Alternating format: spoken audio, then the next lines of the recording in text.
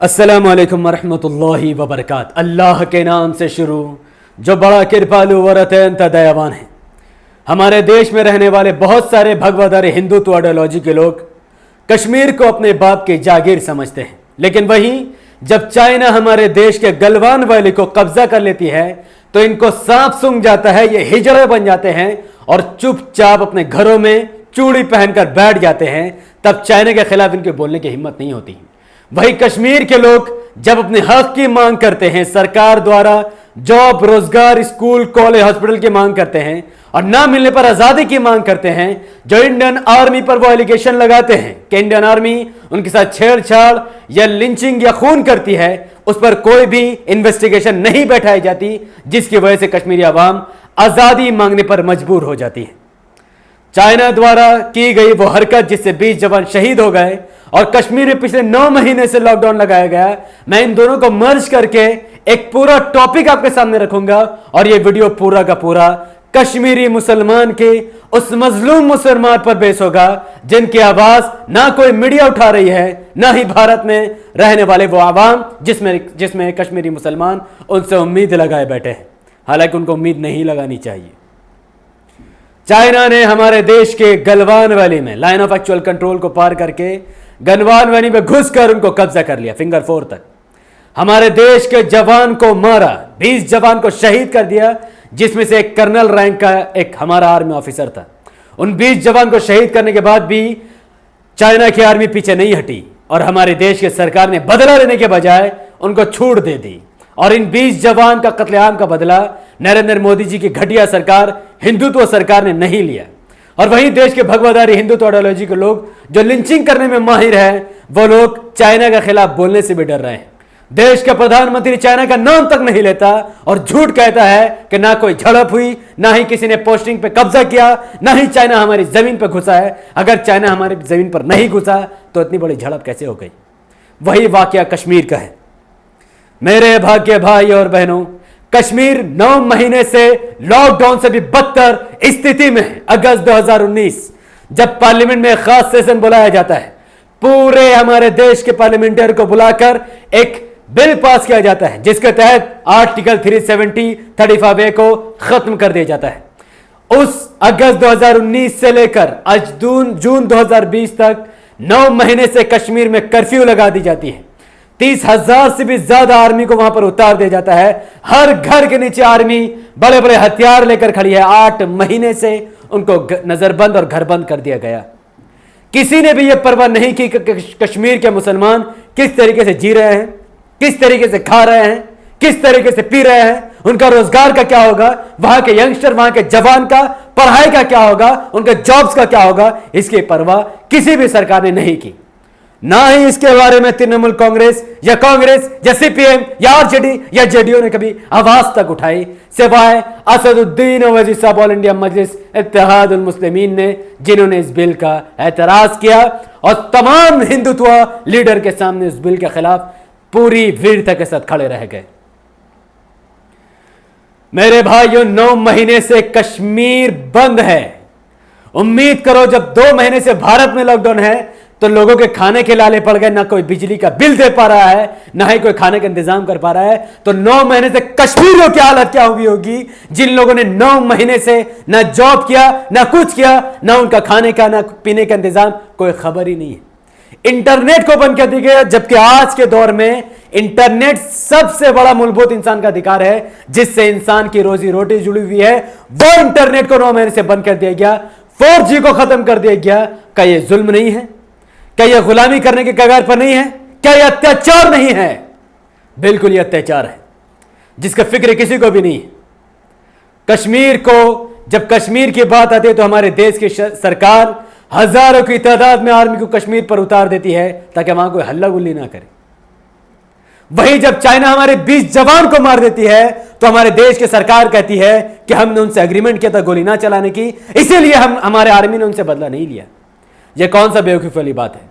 Article 370 के agreement के बुनियाद पर कश्मीर का विलय भारत से हुआ था और आज कश्मीर के लोगों को धोखा देकर आर्टिकल 370 को खत्म करके ताकत और बल प्रयोग करके कश्मीर को भारत में कब्जा ले लिया गया, भारत के अंदर कंट्रोल में डाल दिया गया, जबरदस्ती पूरे कश्मीर को कैदी बना लिया गया।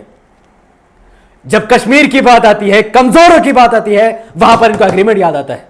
वहां एग्रीमेंट को नहीं याद आता है, एग्रीमेंट को तोड़ देते हैं।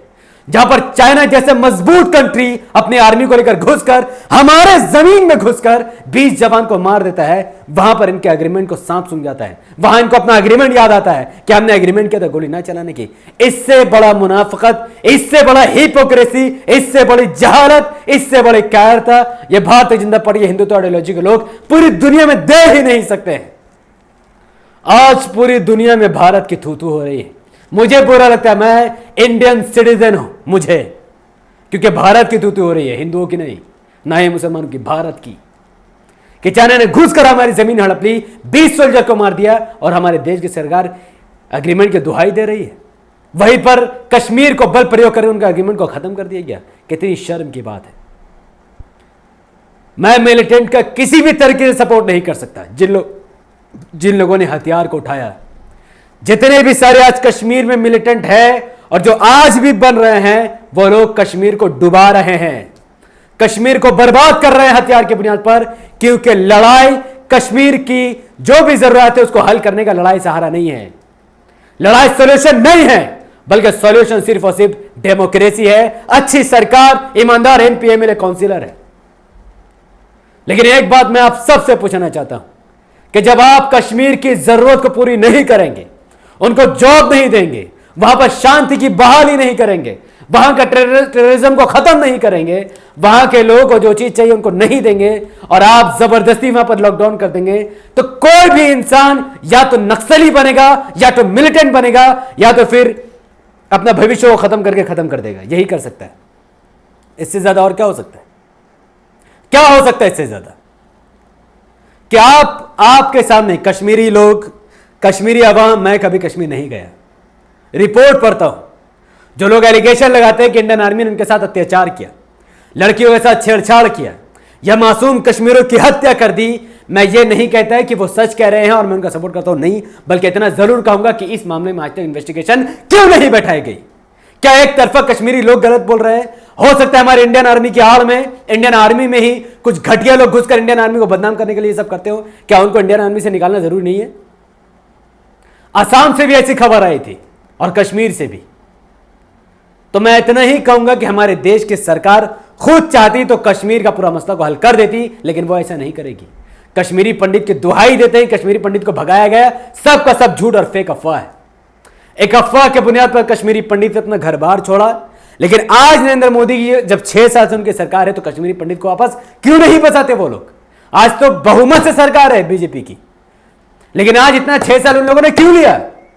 जब आर्मी भी वहां पर है, इनके लोग भी वहां पर है, कई सारे गुंडे वहां पर इन लोगों के हैं, तो फिर आज भी कश्मीरी पंडित को भटकते हुए क्यों छोड़ दिया गया और कश्मीर में कश्मीरी पंडित को क्यों नहीं बसाया गया? क्योंकि इनको राजनीति करनी है ना, हिंदुओं को बेवकूफ बनाना है, फिर इलेक्शन में कहेंगे कश्मीरी पंडित को बचाना, जबकि इस बार ये लोग कर सकते हैं लेकिन नहीं करेंगे, क्योंकि उनको पॉलिटिक्स खेलना है, मुसलमानों को तकलीफ देना है। कई कश्मीरी मुसलमान कई इंडिया के कोना कोना में जाकर वो पढ़ाई करते हैं, कॉलेज करते हैं, और हिंदुत्व हिजड़ा आइडियोलॉजी के लोग उनको पकड़ पकड़ मारते हैं। तो बोलो वो कश्मीरी मुसलमान, वो कश्मीरी इंसान, वो कश्मीरी नागरिक अपना कश्मीरियत को बचाने के लिए हथियार नहीं उठाएगा तो क्या करेगा? आप कोई आतंकवादी पैदाइशी नहीं बनता है, सरकार उसे आतंकवादी बनाती है, सरकार उसे नक्सली बनाती है, सरकार उसे गलत रास्ते में जाने पर मजबूर करती है, क्योंकि सरकार उसका हक को मारती है। मैं फिर कहता हूं कि कश्मीरी जो नौजवान मुसलमान जो भी हथियार उठा करके हैं, वो कश्मीर को बर्बाद कर देंगे, वो कश्मीर को नहीं आबाद कर सकते हैं। कलम की बुनियाद पर ही आपको आपका हक मिल सकता है, ना कि हथियार की बुनियाद पर। जो जिहाद के नाम पर गलत प्रोपेगेंडा मिलिटेंट फैला रही है, वो आपको धोखा देने के लिए है। वो लोग अलग लोगों के लिए काम कर रहे हैं, आपके लिए काम नहीं कर रहे हैं। कश्मीरी लोगों को मिलिटेंट से अलग हो जाना चाहिए, और जो भी मिलिटेंट मेरी इस वीडियो को अगर देख रहा है, अगर कोई वहां पहुंचा सकता है तो वो समझे कि आपका हथियार आपकी कश्मीरियत को खत्म करके रख देगा, क्योंकि आप इंडियन आर्मी से मुकाबला नहीं कर सकते हैं। और यही वक्त है हमारे भारत की सरकार को कि जब चाइना ने एलएसी में भारी तादाद में डबल सैनिक वहां पर बढ़ा दी है, हमें इस वक्त इंडियन आर्मी की जरूरत है तो मिलिटेंट के साथ मुठभेड़ में हमारी इंडियन आर्मी बिजी रहेगी, वहां पर चाइना इंडिया पर कब्जा कर लेगी। इसीलिए पूरे कश्मीर से इंडियन आर्मी को निकालकर वहां पर भेजा जाए चाइना के साथ लड़ने के लिए, चाइना से जंग का ऐलान किया जाए और कश्मीर में वोटिंग कराई जाए। वो कश्मीर कश्मीर में रहने वालों का है, वो जहां चाहते हैं रहे, जैसे चाहते हैं रहे, उनसे बात कीजिए, उनको जरूरत को पूरा कीजिए। वो हिंदुस्तान, वो भारत में खुशी खुशी रहने को रहने को तैयार हो जाएंगे। लेकिन भारत की सरकार ऐसे नहीं चाहती। ये सरकार फितना, फसाद, शांति सरकार से कोई लेने ही देने नहीं है। डेमोक्रेसी की हत्या करने वाली ये घटिया सरकार ये क्या करेगी? कोई भी सरकार चाहे तो एक मिनट में नक्सलियों को भी डेमोक्रेसी में ला सकती है, आतंकवादी को समझा कर यहां पर ला सकती है, उनका हक को दे सकती है। अगर किसी को बाप ने किसी कश्मीरी नौजवान के बाप को या उसके मां के साथ छेड़छाड़ या उसके बहन के कुछ भी अगर इंडियन आर्मी ने अगर किया है तो इन्वेस्टिगेशन बैठाकर उसके साथ इंसाफ की जाए, वो खुद मिलिटेंसी को छोड़ देगा। लेकिन हमारी सरकार कभी ये नहीं चाहेगी। मैं नहीं कहता कि इंडियन आर्मी ने ऐसा किया है, लेकिन अगर कोई एलिगेशन लगाता है तो इस पर जांच पड़ताल होनी चाहिए, रिपोर्ट होनी चाहिए, वरना कश्मीरी मुसलमान को किया। वो तो जब से बेचारे इंडिया में आए हैं, जब से उनका प्राइम मिनिस्टर जब से कैद हुआ, तब से वो परेशान से हैं और आगे भी रहेंगे। मैं कश्मीरी मुसलमान से एक ही बात कहता हूँ कि आप देश के अगर मुसलमानों से सोच रहे कि इंडिया मुसलमानों के लिए आवाज़ उठाएगी, कुछ नहीं होने वाला है। यह गुलाम है, गुलाम। कोई कांग्रेस की गुलाम है, कोई टीएमसी की गुलाम है, कोई आरजेडी के गुलाम है, कोई जेडीयू के गुलाम है और कोई सीपीएम के गुलाम है, कोई दूसरे अन्य पार्टियों के गुलाम है। अगर यही मुसलमान, अगर असदुद्दीन ओवैसी साहब अकेला कश्मीर पर लेकर इतना मुद्दा को उठा सकते हैं, तो ये मुसलमान एक साथ होकर अगर एमआईएम को वोट दे दे और एमआईएम के 100 से ज़्यादा सांसद अगर संसद में पहुंच जाए, तो सोचो कश्मीर के लिए हम लोग कितना कुछ कर सकते हैं। कश्मीर की मांग को पूरा कर सकते हैं, स्कूल, कॉलेज, हॉस्पिटल को वहां पर दे सकते हैं, रोजगार दे सकते हैं। जब कोई फ्री ही नहीं रहेगा तो आज़ादी का नारा कौन लगाएगा? जब कोई फ्री ही नहीं रहेगा तो मिलिटेंट में भर्ती कौन होगा? हर किसी के पास जॉब होगा तो आतंकवाद भी खत्म हो जाएगा। लेकिन ये मुसलमान, इनके अंदर की गुलामी खत्म ही नहीं हो रही है। फिर भी मुझ जैसे कई सारे लोग इनके अंदर की गुलामी खत्म करने में लगे हुए हैं, ताकि ये तमाम सतर्क और मुसलमान एक पार्टी को, एमआईएम को वोट दे, सक्सेस करे और कश्मीरी और दुनिया में जितने भी लोगों की लिंचिंग आज भारत में हो रही है, सबके खिलाफ आवाज़ हो सके, उनके साथ इंसाफ किया जा सके और हिंदुत्व आइडियोलॉजी के लोगों से मुंह तोड़ जवाब दिया जा सके कि वो लोग लिंचिंग करने पर बिलीव करते हैं और हम लोग शांति कायम करने पर बिलीव करते हैं। बहुत बहुत शुक्रिया। अस्सलाम वालेकुम वरहमतुल्लाहि वबरकातुहू। अल्लाह की सलामती, रहमत बरकत अब तमाम भाई और बहनों पर हो। मे अल्लाह बी पीस अपॉन अस।